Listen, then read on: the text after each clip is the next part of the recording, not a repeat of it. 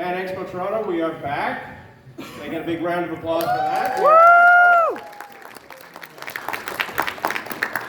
It's nice to see everybody. My name is John Kirk. I'm a writer for Dennehy, Star Wars Insider, and popmythology.com. And it's my great pleasure. I don't think that there's a time in anybody's life when we haven't had the influence of the Power Rangers. I mean, we've all grown up with the Power Rangers, right? And like, it's just a fantastic thing to be able to welcome the Red Power Ranger himself, Austin St. John, to the stage. So let's give him a big hand, please. Let's keep it going. It's Morphin time.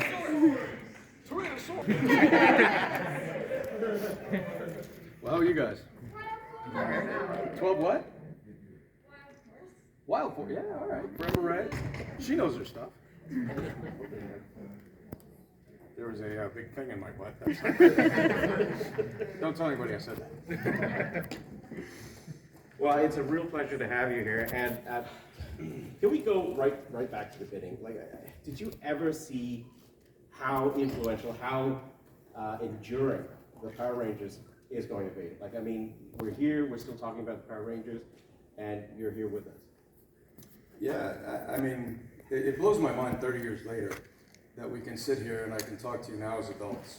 Some of you were hiding behind your mom's legs, you know, you're 4, 5, 6, 9, little ones. And now we're sitting here as just bigger children talking about the same thing 30 years after. And, you know, some of your parents loved the show because we were the best babysitter that they had. Others of them hated the show because it was so violent. And to all of those parents, you should say, but you watched Wile E. Coyote and Roadrunner. That was violent. And now some of you are raising your own children, and you're showing them the show, showing them where it all started. And now Netflix has taken 700 episodes plus, less, give or take, I don't know, a lot off of Netflix, and now the only one on there is MMPR. So, and now we're looking at another reboot, and there's talks, all kinds of talks. I don't know which talks are the right talks, but lots of people are talking about what they should do next and who should be in it and the way it should go. So I had no idea, and I'm still clueless. I'm always waiting for the next thing. So what do you think the secret is? Like, why is your fan base still so active? I mean, is it that generational appeal, growing up, showing your kids something cool that you have? If I told you a secret, I would have to kill you. I think you could do it too. Very important, the secret of great Russian mafia.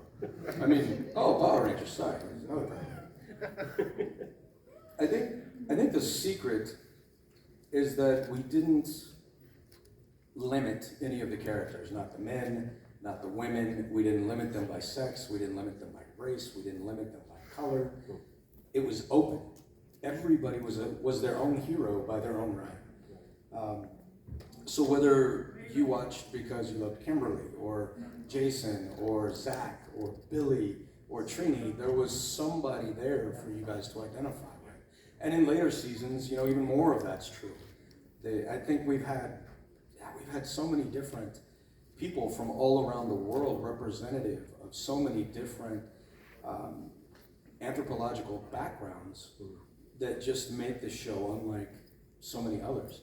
And we have live action, and we have robots, and we have really cool guitar music. And we destroyed the city every day and then rebuilt it for the show the next day. I mean, who else does that? So how were you cast? How did that come about? I went to the audition on a $20 bet. Okay, that's a story. I was a kid. I was in high school. I was legitimately a high school kid with attitude. And I taught martial arts. I played football. And one of my first martial arts students in Whittier came to my dojo, and he was an acting coach, a commercial acting coach. His name was Bob. And Bob, was like, hey, I run an acting school. We have tons of people. You should come up and take some acting classes. I was like, no. I don't like cameras, don't like large groups of people. I don't want anything to do with that. I'm an introvert. I like my privacy. See, like other people, my wife, she's loco. She loves everybody. She's like, put her in the party and she's having a great time. For me, I'm like, you go to the party, I'll read a book, go to the gym, pet the dogs, train the dogs, work out, whatever. So he was like, you should come to the class and take some classes. I said no. And he goes, well, if you came and took some classes, you'd meet a lot of my students, and maybe you could pull some new students into your dojo. And I went, aha. All right, you got a deal there. So I showed up and definitely got more students, and they came to my dojo, and I was doing great. And things were great. About 3 weeks into it, he starts bugging me. He's like, hey, I heard about an audition. They're looking for teenagers with attitude that have martial arts, gymnastics, and other cool abilities. You should go. And I was like, no. And 3 weeks he nagged me, go, go, go. I was like, no, no, no. And finally he says, I'll bet you $20 you won't be wasting your time if you go to the audition. I went, unlike now, gas was 92 cents a gallon. I could get a loaf of bread and some bologna. I had like lunch meat for a week and gas. So I was like, I'll take your 20 bucks. So I went to the audition, and there were about 10,000 people that tried out for the first series. It was called Phantoms, and I lost 20 bucks. The show changed its name from Phantoms. My character's original name was Victor, which, how weird, can you imagine? Victor the Red Ranger, anybody? Be a little wonky. No. I mean, that sounds like something in a telenovela from Latin America. Kimberly, I'm going to need you to pull the Megazord around the front. It is time for us to go to battle. Oye, amigos. Like, how weird would that have been, right? Kimberly, what do you mean you will not go out with me tonight? You know, like that's, Don't dance with that guy. yeah. Dígame qué pasó. So, yeah. See, Spanish novella gets it every time. Is that foreshadowing thing you were talking about? Oh, there's more to come. There's more to come. So, your background in martial arts, you've got a black belt in Taekwondo, black belt in Judo, is that correct? Where did that come from? Like, how did you get into that? Well, my dad was a martial artist. I started at 5 with my father. Then he went to war. In a war probably none of you have even heard of. It was in El Salvador against the FNLN. And they were trying to overthrow the government, so they needed American intelligence officers and special forces guys to go down there, and my dad did.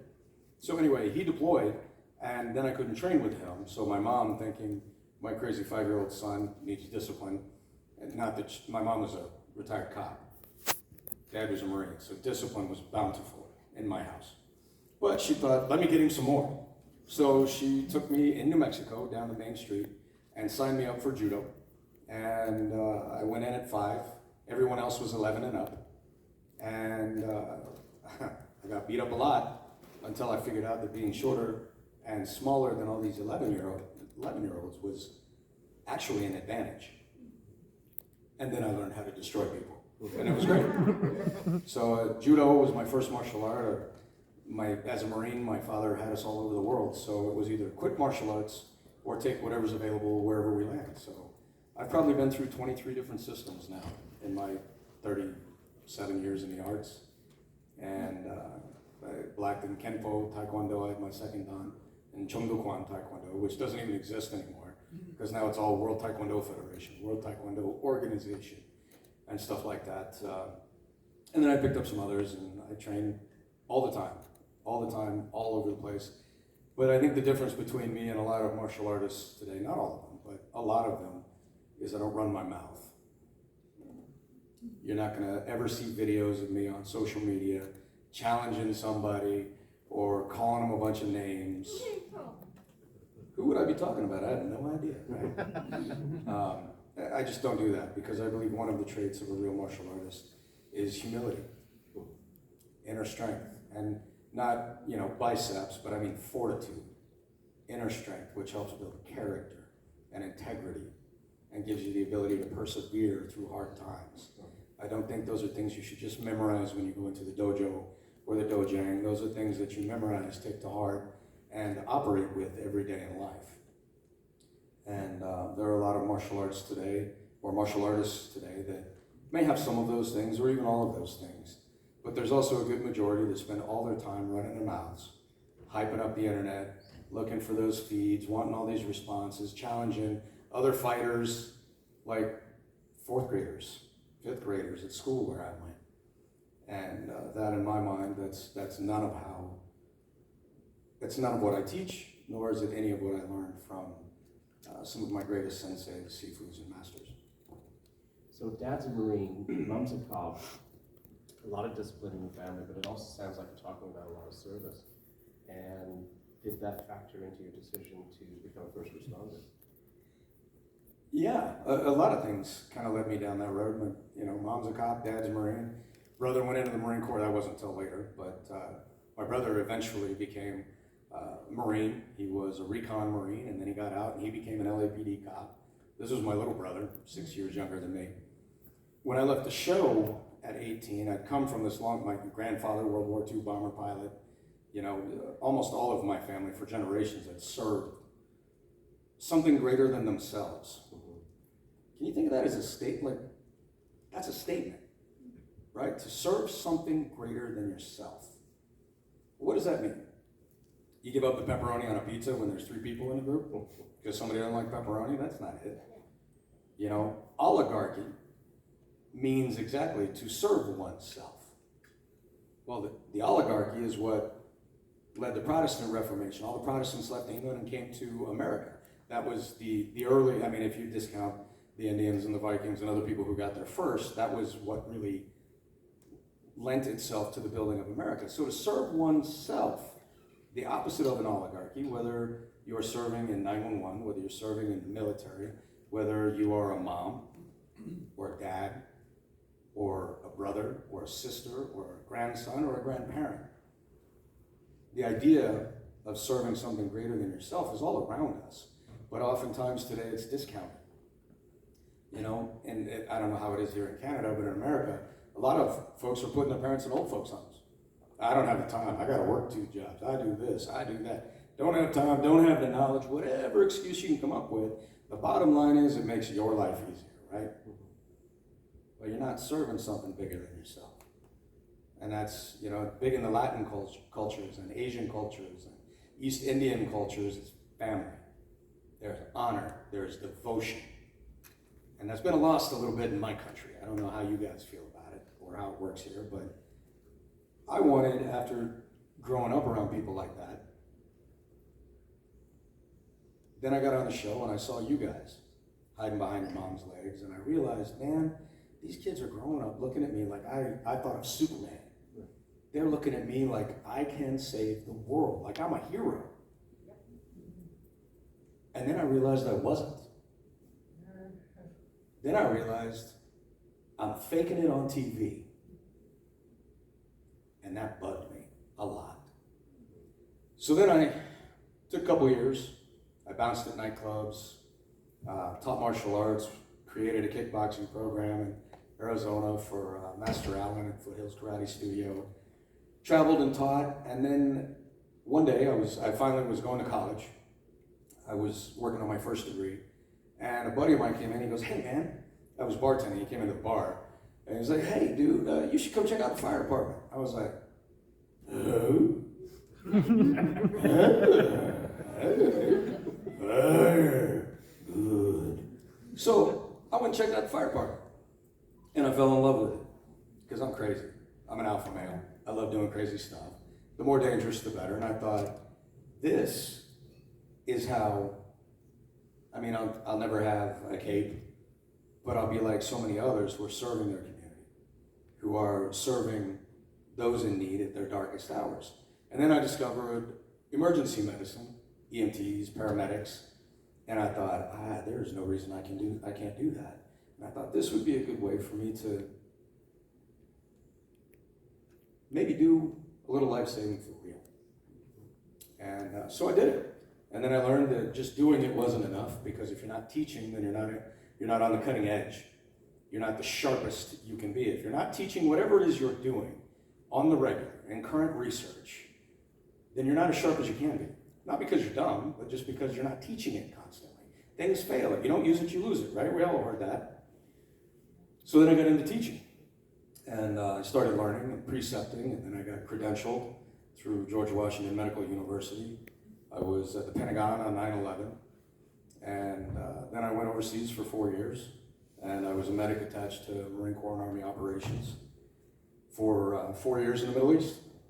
And I taught, and I worked, and I did my best to be there for moms and dads and brothers and sisters and all those that were in uniform and all the other civilians that were over there as contractors to try and make sure they got home. So I quit thinking about it, quit dreaming about it, and started doing it to the best of my ability. Wow. That's amazing. Yeah! And she is amazing. You see how quick her hands are flying? You know why?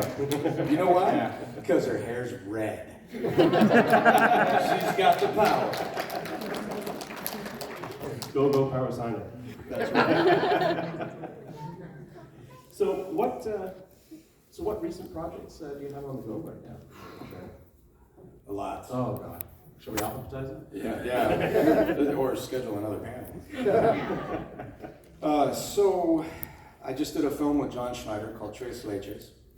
It is rated R. Heads up, warning in advance. Those of you looking for wholesome, this is not it. It is rated R comedy. I play a super stupid, do we have kids in the room? We do. Okay, so I'll be more careful. So I play a super stupid Southern cop who is trying to catch a teenage boy that, how to phrase this, had relations with my wife. But I'm too dumb to catch him. And he's dumb enough that he thinks he can drive from Baton Rouge to the Philippines for 50 cents a mile.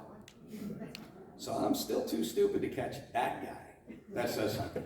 So it's a comedy, it's fun, it's out there. Check out John Schneider Studios or Cineflix and you can find that, or Google it. And I did another film, much more family oriented. It's on Amazon. It's called Walk with Grace. And it's a dramedy, still trying to learn all these new words. But I play a wrestling coach. I have a great supporting role. I associate produce the film. And I play a wrestling coach with PTSD who is the conscience of the lead who left small town America and went and got big and famous in LA and forgot about his roots and his core values. And I kind of give him grief and help him get back there along with a couple other buddies. That one's cute. You want to watch that one? The guys with girlfriends, wives? Anybody? Brownie points. They're going to like that one. And then for those of you with the littles, I got called to pick up a small role in a film that was already shooting. The guy didn't show up. It was with Misha Barone and some soap opera guy who was supposed to be the dad. And they're like, hey, would you pop in and help save our film? It's filming now. This guy didn't show up. It's just like, we need you for 2 days to play a dad and a couple of scenes. So I'm in the whole film for like 15 minutes. And I'm the dad of a group of kids who run around in closets and get bad guys out of closets in the neighborhood. And then in the end, there's a surprise. So it's called Monsters at Large. You can find that on Amazon. That was fun. Other than that, I have an online store. I ship to 240 countries around the world. I'm a published author. I've written on the martial arts. That's published. That's been out a while. I have a jewelry line I'm developing. I'm executive producing a video game called Black Salt Corruption. It is the world's only 3D martial arts arena fighting video game. And you can Google that. How many of you on Steam? Anybody? Okay, so right now it's on Steam. You can get it for, I think it's like $9.99 or $10. And you'll see my character, as just like Jason, I'm half naked from the waist up. And I got a red dragon tattoo down my arm. I can't imagine why that's there. And use the Chinese chain whip with a spear tip. So you should check that out. It's super cool. And then we're going to drop on Nintendo, Xbox, and PlayStation, I'm hoping early next year. So you can check out that. And then there's, I'm trying to think of what I can summarize real quick. Autism Power. I work with autismpower.org. They're out of Columbus, Ohio. It is our goal. I'm tired of seeing people on the spectrum go to places that are supposed to be good for them. And what it turns out being is let's hold hands and go sit down and eat pizza and play video games and not learn, not be active, not be mentally, critically engaged in any way. There's no betterment in that sort of thing. It's just time consuming. So our goal is to provide, our ethos is live, work, and purpose. So the idea is we take school-age children or older, and we bring them in to a greenhouse where we have hydroponic systems, where we teach people about, we give them a green thumb. So whether it's growing herbs, plants, produce, flowers, things along those lines, they learn, and they're paid full wages, not discounted wages bagging groceries at a store. And they are around people who understand autism and know how to communicate and operate within the spectrum. So it's about giving them the ability to live better, work and create their own income, help provide for themselves, and help give them a purpose. Because once you understand agriculture on this level with produce and herbs and all these other things, there's a lot of other things you can do. So that's kind of the goal with autismpower.org. You can check them out online. Anthony Iacampo is a very good friend of mine. He's the president, and I'm on the board. And you can ask questions and tell him I sent you. It's amazing. Yeah, so there's a lot more. I just can't think of a lot of it right now. Well, before we turn it over to the fans for questions, I was curious to know if you had ever had a fan moment or an experience with a fan that stands out in your life. I have good ones. I have funny ones. I have some creepy ones. Oh, I gotta laugh. You want the creepy one? Yeah. Oh, there you go. You guys, you're twisted. I knew it. All right. Yeah, you'll be watching the rated R movie I told you about earlier. Okay. All right. So this guy. So there's this guy. He shows up. And he shows up at my table, and he comes to me. He's like, "Hey, man, I'd like for you to sign my butt." And I said to myself, I thought that was a I don't know if I really want to sign his butt. And then I was thinking, I think I'm going to skip this. So he looks at me and he goes, all of the other guys, except for you and Karen Ashley, have already signed my butt. Now I'm getting creeped out. Yeah. I'm like, you're telling me you've got all of my co-star signatures on your backside? And he's like, yeah. He goes, I went and had it tattooed after it was signed. Yeah, okay. Now look, so many things go through my mind. A lot I have to leave out because we have littles. But I'll skirt around one of them, which is...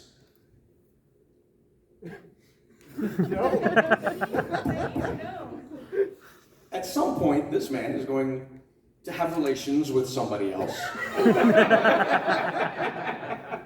And all over his bum are going to be a bunch of other people's names.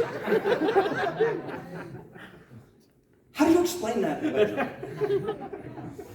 Hey, listen, so like you had a great date. Imagine this, you had a great date. You and this girl or you and this guy, you got along great. Everything is smashing. Chemistry is all there. So cool. And then you make it to the bedroom. And the moment is arriving and it's time to disrobe. Now before you how do you broach that with this beautiful girl who currently has interest in you? And say, by the way, I've got a bunch of names from Power Rangers tattooed on my butt. Yeah. Now let's jump on the other side of this coin and be the girl. I'm sorry, what? Like now, if I was the girl, I would wait a minute to run out of the room because like a train wreck, I would still want to see it. Right? I'd be like, oh, okay, that's cool. Could you show me? Yeah. Oh my God, that is so cute. Look at that. That one just goes from here all the way to here. That's beautiful. Who are these people again? Oh, they're color coordinated. Okay, all right. You got a black ranger, a red ranger, a yellow ranger. And it's just like an army thing. What are you talking about? And then once I saw it and listened to him stumble, then I'm pretty sure I would be like, I gotta go wash my hair. I catch you on the flip side. We'll have to never try this again. You know, so the story is, he comes to my table, he says this, I'm like, no, and then he dumps the guilt trip on me. He's like, but everybody else already did it. And I'm like, damn it, man. That means I'm gonna be one guy that didn't do it. And then I'm that guy. I mean, I feel like it was a defensible position to be in, but I still felt bad. So, I'm like, all right, fine. Definitely he paid. And he bought the pen that I was going to use. Because I was never going to touch anything else, including me. Should have charged him double. Yeah, I should have bought a pack of pens. So, I grabbed the pen and I'm getting ready, and he's like, oh, hold on a minute. And Karen was sitting over at the table next, and he goes over to Karen and starts pulling down her pants, and then she leans over and signs. I'm like, wait a minute. You told me everybody else already did this. And he's like, well, she agreed, she just hadn't physically done it yet. And I'm like, so, and I looked over at Karen, and Karen's looking at me, and she's just like, and I went over, and so he comes over, and now he's got to drop trowel, like, drop the trowel. Like, I'm now looking at the Holy Land.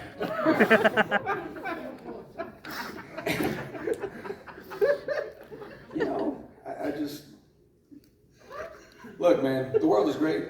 Everybody's welcome to do what they want to do. But I have never found any attraction in another man's hairy butt.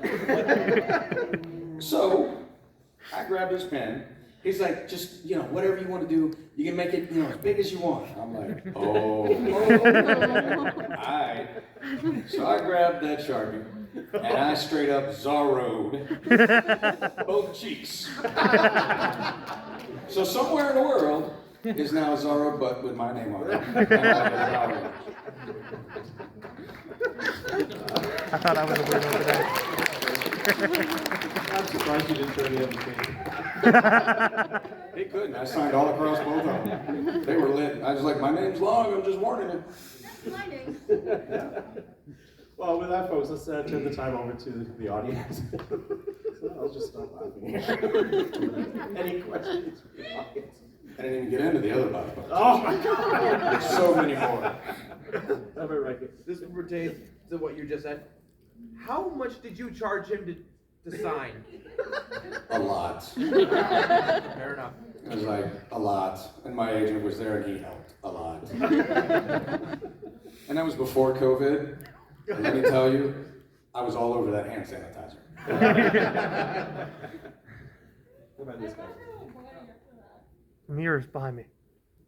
Oh, right there. Sorry. What Ranger did you like playing more, the Red Ranger or the Gold Ranger? Well, I feel like the Red Ranger was the iconic character. That's the beginning. And, you know, that's the, in 40 countries and 90 languages around the world, this is where the show aired. The Red Ranger, without explanation, you put the picture up, and everyone in the world knows what that is. Without explanation. So the Red Ranger suit is a global icon. The Gold Ranger suit was a ton of fun. It was awesome. I loved all the bling. It looked cooler. And actually, it's the most powerful Ranger they ever created. Because they took the power from 3 other Rangers and then put it into Jason, and Jason had the power of 3 Rangers at one time. No other Ranger in the history of the show has had that. So he's hands down, he was the trifecta all by himself. So the Gold Ranger, I think, was the most powerful. But the Red Ranger he's the global icon. So I think I don't know that I could pick one. Jason, whether he was red or gold, was never defeated. He was the only Ranger, as far as I know, in the history of the show to fight a monster unmorphed, without any powers, while in a prison. He's the only Ranger to defeat Tommy. Better than Tommy. He knows. So, you know, Jason as a character is a one and done. Nobody else has some of those very same accomplishments. I think Jason's pretty special. But I love both suits. Fair enough. Good question. Do you have a favorite piece of Power Rangers merchandise? And if so, what is it? There is so much. Or any of them, yeah, just one of your favorites. Gotta love these questions. Yeah. It's great ones. I'm thinking, because every year, Hasbro is releasing more and more and more and more and more. Did I mention more? Yeah. So it's hard to keep track of all of it. I think if I had to, and next week I could give you a totally different answer, I don't know. But right now, the very original Red Ranger toy from '93, I think, is when it was released.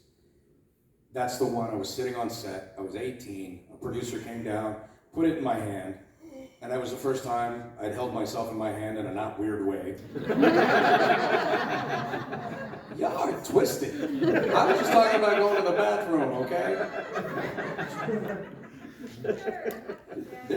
Yeah. Okay. So anyway, that would probably be it. My other favorite would probably be the Pop 23 Funko, the original first one. Because now they're like, it was just the first one I saw, so it's kind of cool. Thank you. You gotta love like seeing yourself as a miniature. Like, I mean, that's incredible. Like, At 18, can you imagine? The producer comes down, he's like, Osteen, he was Jewish. He's like, Osteen, take a look, here is your toy. That's me. That's me. Look, that's my face. By the way, I hate the picture, why didn't you ask me? That could literally be my high school, photo. It was so terrible. But it was pretty cool. how about this guy? Right? Quick comment and question. I want to say thank you for inspiring me and so many people. As a youth, I used to watch you, your crescent, or jump crescent kid, and I was a martial artist for the same reasons, discipline and all that. And it was a huge inspiration back then. And thank you again today for inspiring me. I just learned that you were a first responder. That's truly heroic and amazing. So thank you for that. So my question is, who inspires you? That's a good question. And this is where I'll piss some people off. Others will be all for it. Because as much as we talk about living in a world without discrimination, there's some things people just discriminate against. So number one, I believe in God. And I'm Catholic. And that is, number one, I think, the greatest role model for me to find a way to live, execute my life, humility at a massive scale in his story.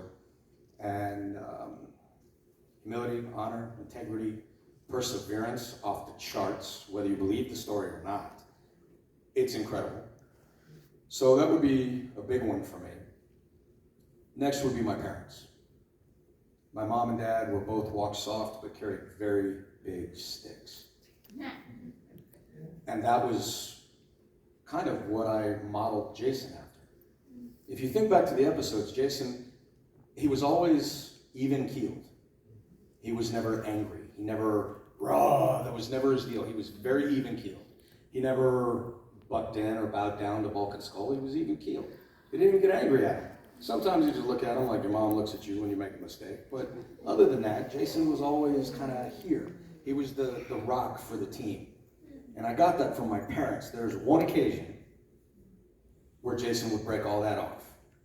And that was when everything that could be done to keep the situation from escalating was over. And it was time to go to war. And that's when he said, it's Morphin time. And it's Morphin time. It wasn't a statement. It wasn't a request. It was a battle cry. It was his war cry. And that was him letting everyone know the game is now, it's now up. The gloves come off. So I got a lot of that from my parents, who could walk into a room and take command many times without saying a word. They were the people, they weren't big, they weren't imposing, but they always ruled gently, sometimes without people even knowing, because they didn't need to impose their will on others. So that is some of where I got it. And then as far as TV guys, if that's the question you're asking, man, I grew up watching Chuck Norris. Chuck Norris was just like the dude, right? Like, he was not a great actor, which is why he has the world's best one-liners. because everything was 1 or 2 lines, you know? And so Lone Wolf McQuaid, Invasion USA, Braddock, 1, 2, and 25, you know, those were awesome. I thought they were great. Bruce Lee, Michelle Lee, from all the Drunken Master movies and Kung Fu Masters, Jackie Chan, incredible martial artist, did his own stunts, which is why I did mine, every opportunity I could. So guys like that as far as TV goes. And if you don't know who Michelle Lee is, she's actually in the short film, Black Salt, that I did not film, but now I'm hoping to be involved with the new film coming out soon. She is incredible, incredible. But she tends to get overshadowed a lot by a lot of the guys in the martial arts arena. You should check out Michelle Lee. She's incredible. So anyway, that's some of how I shaped my life, shaped my characters, and my own core values and morals.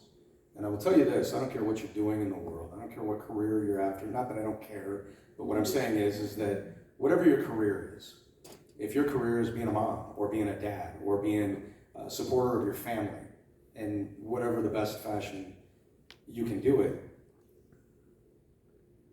there will always be someone who is willing to take more from you than you want to give in exchange, or take something from you in exchange for you giving up some form of your morals or your ethics.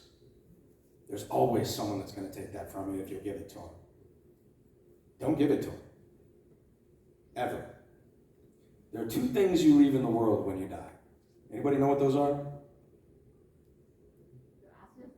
What is it, big man? Your legacy and